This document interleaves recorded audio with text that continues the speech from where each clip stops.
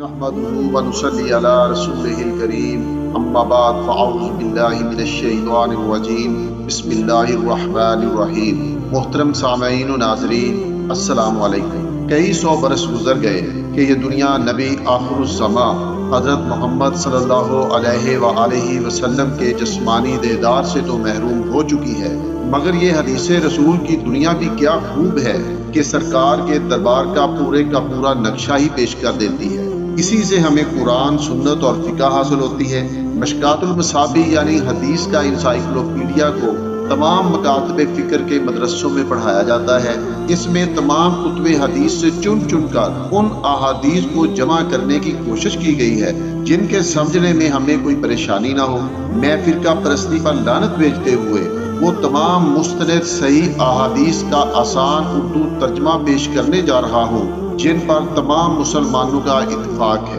ان videos کو بار بار سننے یا دیکھنے پر آپ کو مکمل دین اسلام کی سمجھ آ جائے گی۔ محترم سامعین، ویڈیوز کو ادب و احترام کے ساتھ سنیے گا کیونکہ یہ میرے پیارے آقا صلی اللہ علیہ وسلم کی زبان مبارک سے نکلے ہوئے الفاظ ہیں جو ہماری دنیاوی زندگی کے ساتھ ساتھ ہماری اخروی زندگی کو بھی کامیابی میں بدل دیں گے۔ خدا میری اس کوشش کو اور ادب و احترام کے ساتھ آپ کی سماعت کو آخرت میں بخشش کا ذریعہ بنا دے۔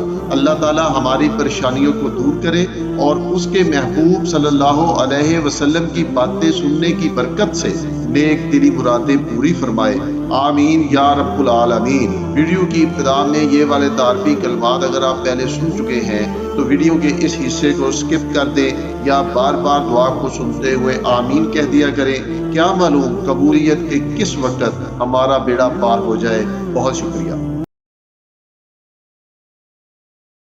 ایمان کے متعلق صحیح بخاری اور صحیح مسلم کی حدیث ہے۔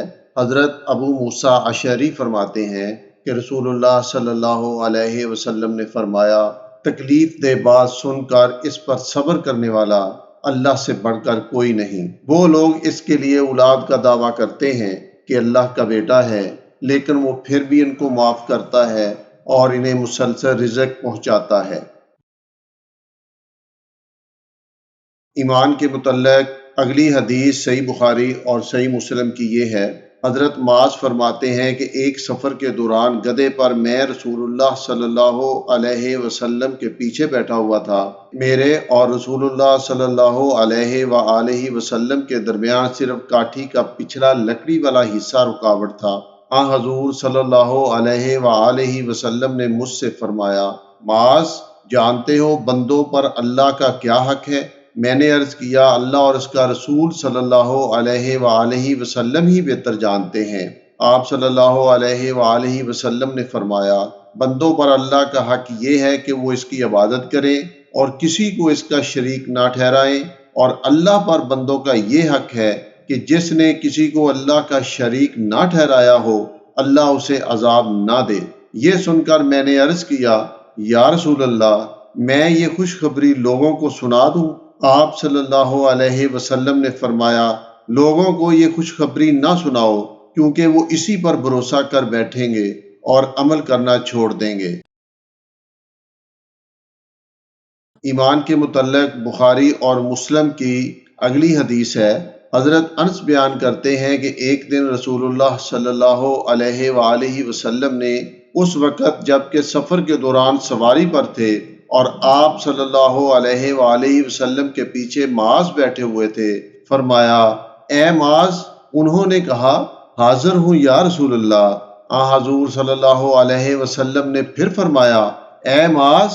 معاذ نے عرض کیا، یا رسول اللہ، حاضر ہوں۔ آپ صلی اللہ علیہ وسلم نے پھر تیسری مرتبہ مخاطب فرمایا، اے معاذ۔ معاذ نے پھر کہا، یا رسول اللہ، حاضر ہوں۔ حضور صلی اللہ علیہ وآلہ وسلم نے اسی طرح 3 مرتبہ معاذ کو مخاطب کرنے کے بعد فرمایا، اللہ کا جو بندہ سچے دل سے اس بات کی گواہی دے کہ اللہ کے سوا کوئی معبود نہیں اور محمد صلی اللہ علیہ وآلہ وسلم اللہ کے رسول ہیں، تو اس پر اللہ تعالیٰ نے دوزخ کی آگ کو حرام کر دیا ہے۔ اور یہ سن کر معاذ نے عرض کیا، یا رسول اللہ صلی اللہ علیہ وآلہ وسلم، کیا میں اس خوشخبری سے لوگوں کو آگاہ کر دوں تاکہ وہ اس خوشخبری کو سن کر خوش ہو جائیں؟ آپ صلی اللہ علیہ وآلہ وسلم نے فرمایا نہیں، لوگ اسی پر بھروسہ کر بیٹھیں گے۔ حضرت انس فرماتے ہیں کہ آخر کار معاذ نے اس خوف سے کہ حدیث چھپانے کا گناہ نہ ہو، اپنی وفات کے وقت اس حدیث کو بیان کر دیا تھا۔ ایمان کے متعلق صحیح بخاری اور صحیح مسلم کی حدیث ہے۔ حضرت ابو ذر غفاری فرماتے ہیں کہ میں ایک مرتبہ رسول اللہ صلی اللہ علیہ وآلہ وسلم کی خدمت میں حاضر ہوا تو آپ صلی اللہ علیہ وآلہ وسلم ایک سفید کپڑا اوڑھے سو رہے تھے۔ اس وقت تو میں واپس چلا آیا، پھر دوبارہ آپ صلی اللہ علیہ وآلہ وسلم کی خدمت میں اس وقت حاضر ہوا جب آپ صلی اللہ علیہ وآلہ وسلم بیدار ہو چکے تھے۔ آپ صلی اللہ علیہ وآلہ وسلم نے مجھ کو دیکھ کر فرمایا جس آدمی نے صدق دل سے یعنی سچے دل کے ساتھ لا الہ الا اللہ یعنی اللہ کی وحدانیت کا سچے دل سے اعتراف اور اقرار کیا اور اسی عقیدے پر اس کا انتقال ہو گیا تو وہ ضرور جنت میں داخل کیا جائے گا۔ میں نے عرض کیا اگرچہ اس نے چوری اور زنا جیسے بڑے گناہوں کا ارتکاب کیا ہوا ہو تب بھی؟ آپ صلی اللہ علیہ وسلم نے فرمایا ہاں، خواہ وہ چوری اور زنا کے جرم کا مرتکب کیوں نہ ہوا ہو۔ میں نے پھر حیران ہو کر سوال کیا اگرچہ اس نے چوری اور زنا کا ارتکاب ہی کیوں نہ کیا ہو؟ آپ صلی اللہ علیہ وسلم نے فرمایا ہاں، خواہ وہ چوری اور زنا کے جرم کا مرتکب ہی کیوں نہ ہو۔ میں نے پھر تیسری بار بہت حیرت کے ساتھ عرض کیا اگرچہ اس نے چوری اور زنا ہی کیا ہو؟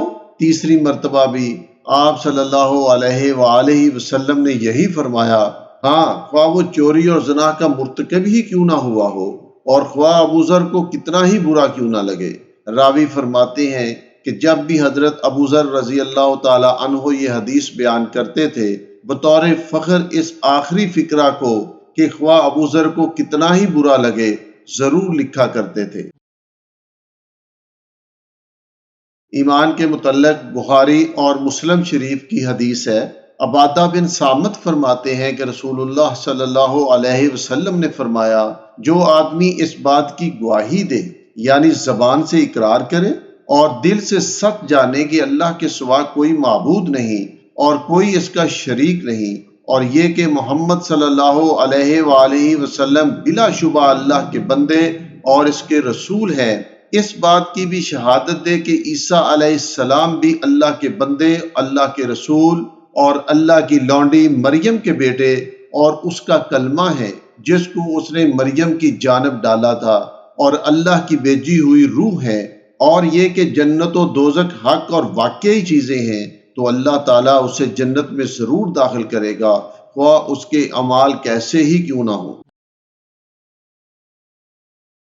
صحیح مسلم کی ایمان کے متعلق اگلی حدیث ہے۔ حضرت عمرو بن عاص فرماتے ہیں کہ جب اللہ تعالیٰ نے اسلام کی روشنی سے میرے دل و دماغ کو روشن کیا تو رسول اللہ صلی اللہ علیہ وآلہ وسلم کی خدمت اقدس میں حاضر ہوا اور عرض کیا یا رسول اللہ، لائیے اپنا ہاتھ آگے بڑھائیے، میں آپ صلی اللہ علیہ وآلہ وسلم سے اسلام کی بیعت کرتا ہوں، یعنی دینی اور دنیاوی امور میں شریعت کی پیروی کرنے کے لیے آپ صلی اللہ علیہ وسلم کو اپنا رہبر اور رہنما مانتا ہوں۔ آپ نے یہ سن کر اپنا ہاتھ جب بڑھایا تو میں نے اپنا ہاتھ پیچھے کھینچ لیا تو آپ صلی اللہ علیہ وسلم نے حیرت سے فرمایا عمرو یہ کیا؟ میں نے عرض کیا میرے آقا صلی اللہ علیہ وآلہ وسلم، میں کچھ شرط لگانی چاہتا ہوں۔ آپ صلی اللہ علیہ وآلہ وسلم نے فرمایا کیا شرط ہے؟ میں نے عرض کیا میں چاہتا ہوں کہ میرے ان تمام گناہوں کو مٹا دیا جائے جو میں نے اسلام سے پہلے کیے تھے۔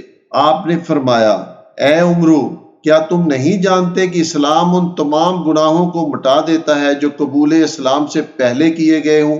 ہجرت ان تمام گناہوں کو دور کر دیتی ہے جو اس ہجرت سے پہلے کیے گئے ہوں، اور حج ان تمام گناہوں کو مٹا دیتی ہے جو اس حج سے پہلے کیے گئے ہوں۔